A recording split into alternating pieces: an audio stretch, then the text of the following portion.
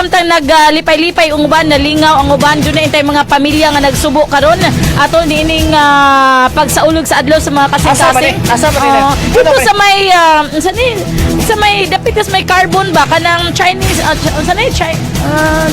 Cebu Eastern College. Cebu Eastern College. Kana siya diha dapita. Doon ay mga 70 ka pamilya na wad-an in tawag panimay karon Brigada Attorney James. Pinting inita ka ganina unya. Mao ni nahitabo doon ay sunog nga nahitabo. Nya dito sila sa Brigada Allen Tangkawan og si Brigadang Sheila. Apas pag sila dito. Respondis Brigada Sheila. Dito dako-dako gini sunuga kay niabot sa 70 ka pamilya ang nawad-an og panimay atol sa Valentine's Day. Subo kay panadungon. Atong i-check ang dugang detalye pinagi ni Brigadang Allen Tangkawan. Brigada Allen, i-brigada mo.